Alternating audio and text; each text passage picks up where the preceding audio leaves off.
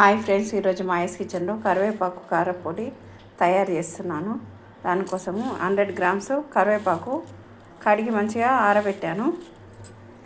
50 grams ఎండుమిర్చి, పల్లీలు ఒక చిన్న గ్లాసుడు, శనగపప్పు టీ గ్లాసుల సగం, మినపప్పు ఇది కూడా సగం,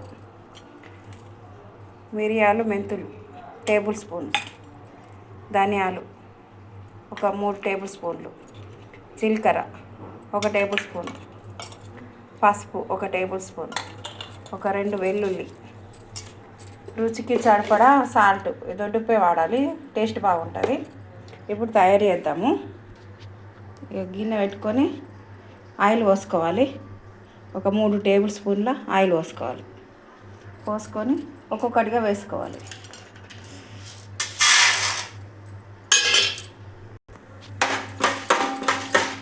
పప్పు కొద్దిగా వేగగానే మినపప్పు వేసుకోవాలి. శనగపప్పు కొద్దిగా వేగగానే మినపప్పు వేసుకోవాలి.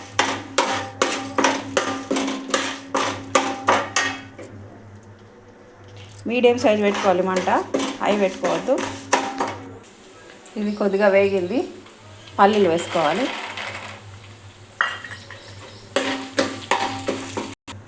ఇప్పుడు ధనియాలు వేసుకోవాలి, మెంతులు, మిరియాలు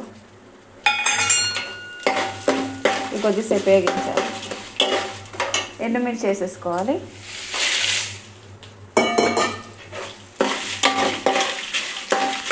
మిరపకాయలు కూడా వేగాయి.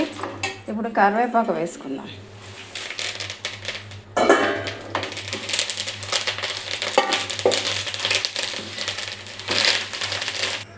ఎక్కువసేపు వేగించద్దు, కొంచెం ఇట్లా వేగంగానే జీలకర్ర వేసేసుకోవాలి. ఫస్ట్ వేస్తే జీలకర్ర మాడిపోతుంది, అందుకే కొద్దిగా వేసి ఇట్లా కలపాలి. బాగా సేపు వేసద్దు కరివేపాకు, ఎందుకంటే దాన్ని సుగుణాలు కోల్పోతుంది కరివేపాకు. ఒక నిమ్మకాయ సైజ్ అంతా, ఇందాక నేను చెప్పడం మర్చిపోయాను, నిమ్మకాయ సైజ్ అంతా చింతపండు వేసుకోవాలి. ఇందులో వేడికి కొంచెం ఇది అవుతుంది. ఇక సాల్ట్ మనకు తగినంత వేసుకోవాలి. సాల్ట్ మిక్సీ పట్టేటప్పుడు కొద్దిగా చూసుకోవాలి, సరిపోయిందంటే సరే, లేకుంటే ఇది అప్పుడే మిక్సీ పట్టేటప్పుడే వెల్లుల్లి రెబ్బలు కూడా వేసుకోవాలి. స్టవ్ బంద్ చేశాను. చల్లారిన తర్వాత మిక్సీ పట్టుకుందాం. మిక్సీ జార్లో మిక్సీ పడుతున్నాను. కొద్దిగా పసుపు, వెల్లుల్లి రెబ్బలు వేసుకోవాలా పట్టేటప్పుడు. మిక్సీ పట్టేసాం. ఇలా ఇస్తుంది పొడి,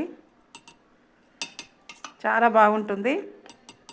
అన్నంలోకి, దోశలోకి, ఇడ్లీలోకి, ఉప్మాకి, పొడటుకులలో కూడా కొద్దిగా వేసుకోవచ్చు. ప్యారలలో కూడా కలుపుకోవచ్చు. నూనె ఇది కరివేపాకు కారపొడి చాలా బాగుంటుంది. మీరు కూడా ట్రై చేయండి.